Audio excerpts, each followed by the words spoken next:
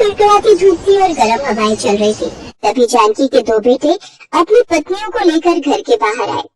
सुरेश, तुम आकर बुला। नहीं भैया, आप बुलाइए। रमेश और सुरेश ने अचानक से शादी कर ली थी। जानकी को इस बारे में कुछ पता ही नहीं था। रमेश की पत्नी सुलेखा ने कहा, तुम दोनों की अपनी माँ से इतनी फटती क्यों है? मैं बुलाती हूँ। सासू माँ, अरे ओ सासू माँ, बाहर आइए। जानकी बाहर आई और ये देखकर चौंक गई। अरे तुम दोनों ने ये क्या किया? मुझे बिना बताए शादी कर ली।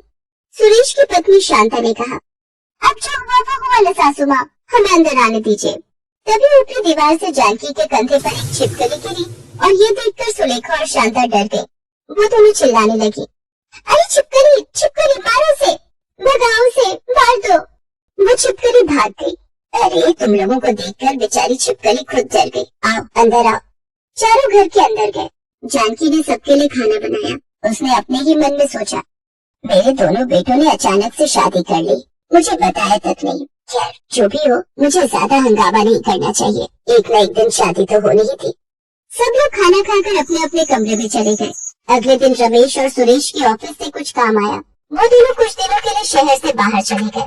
सुलेखा और शांता अपने ससुराल में जानकी के साथ रहने लगी। एक दिन जानकी पूजा में व्यस्त थी। तभी सुलेखा और शांता ने अपनी सहेलियों को बुला लिया। अरे बाप रे, कान फटा जा रहा है। जानकी अपनी बहुओं के कमरे में गई और गाना बंद करने के लिए कहा, बंद करो ये तमाशा, मैं भी पूजा कर रही हूँ। तो क्या हो गया, ये हमारा भी घर है, हम कुछ भी कर सकते हैं। तभी शांता की एक सहेली ने कहा, शांता बहुत गर्मी हो रही है, प्यास के मारे गला सूख गया है, कुछ ठंडा भी नहीं पिलाओगी क्या? हाँ हाँ क्यों नहीं। ए बुढ़िया, हमारे लिए शरबत ले आ। अपनी सास से ऐसे बात करते हैं, ये सीखा है क्या तुम लोगों ने? यार तेरी सास की जुबान तो बहुत लंबी है शांता, तो फिर हम सब मिलकर ठीक कर देते हैं ना?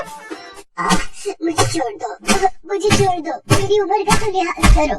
उन लोगों ने जानकी को बहुत मारा और फिर जानकी से सारे काम करवाने लगे।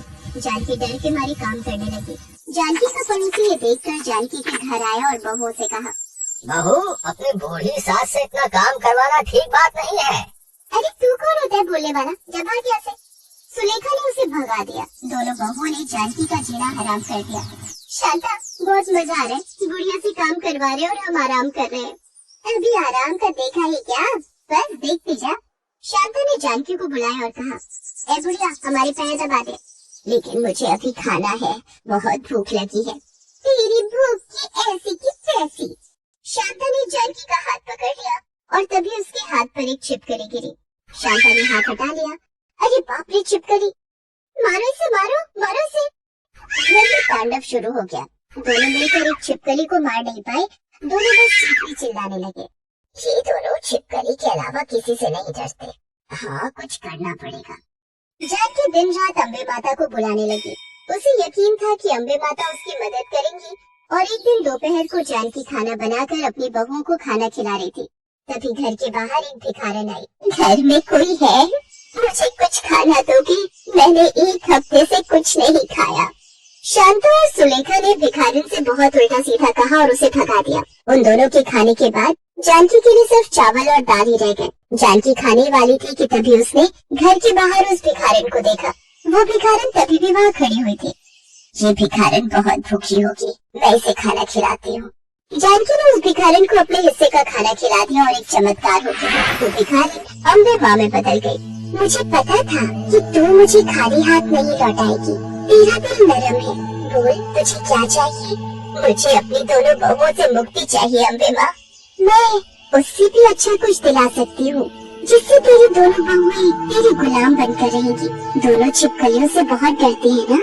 आज से वो दोनों तुझे जितनी गालियाँ देंगी, तेरे पास उतनी छिपकलियाँ आ जाएंगी। और आज से एक हफ्ते बाद वो छिपकलियाँ उन दोनों पर हमला कर देंगी और साथ ही साथ तू एक इच्छाधारी छिपकली बन जाएगी। तथास्तु। अम्बे माँ अदृश्य हो गई। शाम को बहुओं की सहेलियाँ आई। सुलेखा ने जानकी से कहा, ए बुढ़िया, चल खाना बना। मुझसे ऐसी बात मत करो बहू, इसमें तुम लोगों का ही नुकसान है। मैं पहले से सतर्क कर रही हूँ। और ये बाप रे, फिर से जबान लड़ाने लगी है। कल मुझे पूरी मनहूस कहेगी। दोनों मिलकर जानकी को गालियाँ देने लगी और हर गाली के साथ साथ एक एक छिपकलियाँ घर में घुसने लगी। वो सब जानकी के कमरे में रहने लगे। एक हफ्ते तक दोनों ने इतनी गाली बकी कि जानकी का पूरा कमरा छिपकलियों से भर गया।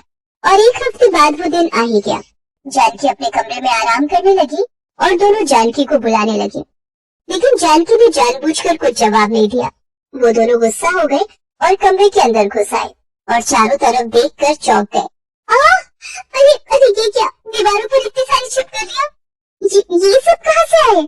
मैं बताती हूँ। जानकी ने छिपकली बनने के बारे में सोचा और वो एक विशाल छिपकली में बदल गई। जो मजा आ रहा है ना, और गाली बकेगी, मुझसे काम करवाएगी। नहीं नहीं, हमसे गलती हो गई, हमें छोड़ दो माँ जी, हमें छोड़ दो। सारी छिपकलियां दोनों के शरीर पर चढ़कर तांडव करने लगी। दोनों बेहोश हो गए। जब उन दोनों को होश आया तब तक सुबह हो चुकी थी। रमेश और सुरेश घर लौट आए थे और जानकी वहीं पर खड़ी थी। शांता, क्या हुआ था तुम लोगों को? हाँ हाँ बहू, बताओ बताओ, फिर मैं भी कुछ बताती हूँ। नहीं नहीं माँ जी, कुछ बताने की जरूरत नहीं है। आज से हम आपकी हर बात मानेंगे। हाँ, जहाँ सीधी उंगली से घी ना निकले वहाँ उंगली टेढ़ी करनी पड़ती है। दोनों बहुएं सुधर गए और जानकी की सेवा करने लगे। जानकी को शांति मिली। अम्बे माँ ने जानकी की रक्षा की। इसके बाद जानकी इच्छाधारी छिपकली की शक्तियों के साथ खुशी खुशी रहने लगी।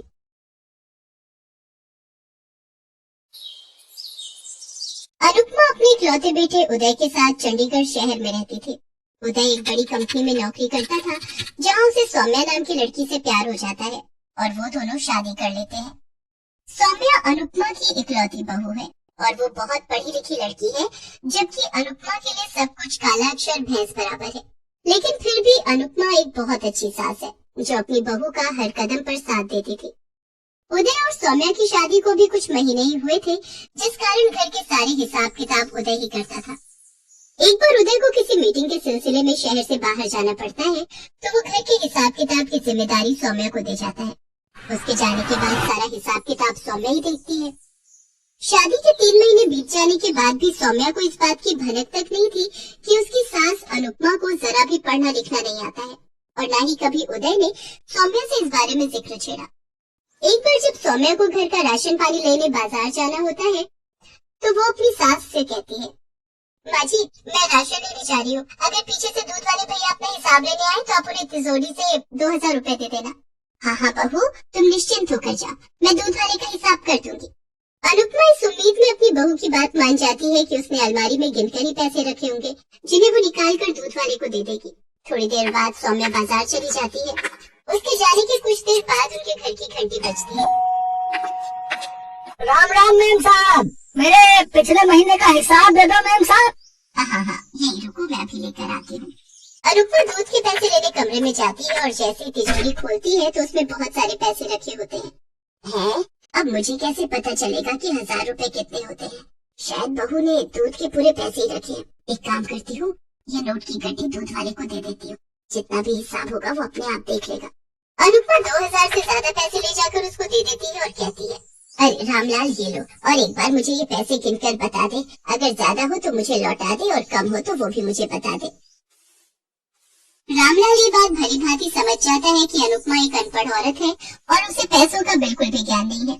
इस बात का फायदा उठाकर वो कहता है, माँ जी पैसे पूरे हैं, मेरे इतने ही पैसे थे, और हाँ बहुरानी से कह देना आज तक का मेरा पूरा हिसाब हो गया है। अच्छा, इतना कहकर रामलाल वहाँ से चला जाता है। कुछ देर बाद सौम्या बाजार से आती है और अपनी सास से कहती है, सॉरी माँ जी, मुझे बाजार से लौटने में देर हो गई। आज बाजार में भीड़ इतनी थी कि क्या कहूँ। अच्छा माँ जी, क्या दूध वाले भैया अपना हिसाब ले गए? आपने उनका हिसाब कर दिया? आपको कोई परेशानी तो नहीं हुई ना?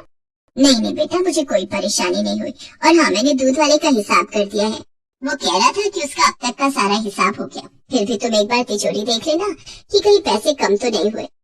इसके बाद सौम्या आकर अपने कमरे में जाती है और तिजोरी खोलकर देखती है तो वहाँ पैसे कम होते हैं। वो आकर अनुपमा से पूछती है, माँ जी आपने पैसे किसी और काम में भी खर्च किए क्या? वहाँ से पैसे जरा ज्यादा निकले हैं। बुरा मत मानिएगा, मैं तो बस इसलिए पूछ रही हूँ कि आपने कहीं पैसे ज्यादा तो नहीं दे दिए, क्योंकि तिजोरी में पैसे 1000 रुपए से ज्यादा निकले हैं।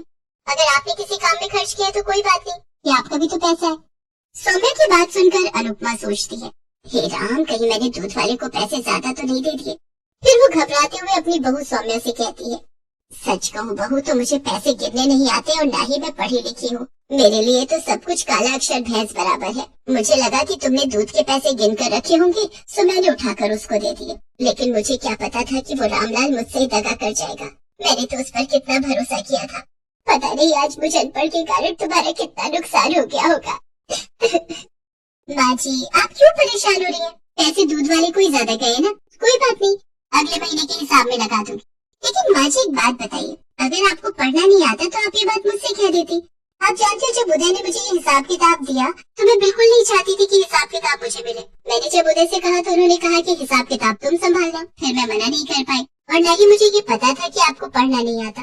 अब सौम्या के मन में ये इच्छा जाग जाती है कि वो अपनी सास को पढ़ना लिखना सिखाएगी, इसलिए वो ऑनलाइन ऐसे स्कूलों को ढूंढने में लग जाती है जहाँ उनकी उम्र की महिलाओं को पढ़ाया जाता है। कुछ दिनों तक तलाश करने के बाद सौम्या को ऐसा एक स्कूल मिल भी जाता है। उदय, मैंने ऑनलाइन एक ऐसा स्कूल ढूंढा है जहाँ माजी की उम्र की औरतों को पढ़ाया लिखाया जाता है।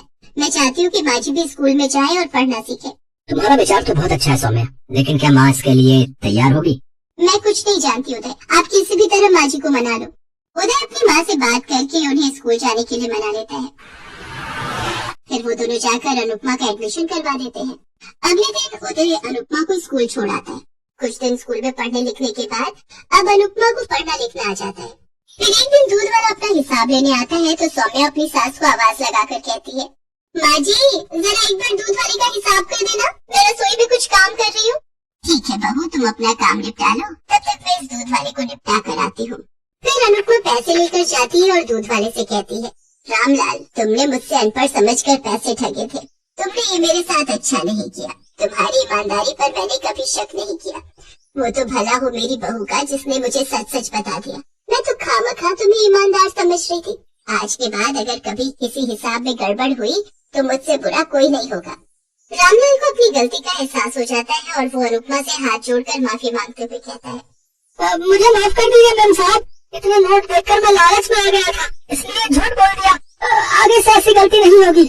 अनुपमा आंखों में आंसू लिए रसोई में आती है और अपनी बहू से कहती है, सौम्या बहू, आज सिर्फ तुम्हारे कारण मुझ में इतनी हिम्मत आई जो मैं ये हिसाब कर पाई। आज मुझे पढ़ाई की अहमियत समझ आ गई बहू। पढ़ाई करके जो आत्मविश्वास और समाज में इज्जत मिलती है उसका भी अपना ही मजा है। तू मेरी बहू नहीं बेटी है बेटी। भगवान तुझ जैसी बहू हर किसी को दे। माँ जी ये सब आपकी मेहनत का ही नतीजा है जो आपने समाज की परवाह किए बिना अपनी पढ़ाई जारी रखी। मुझे गर्व है कि आप मेरी सास है। दोनों सास बहू आंखों में खुशी के आंसू लिए एक दूसरे को गले लगा लेती है।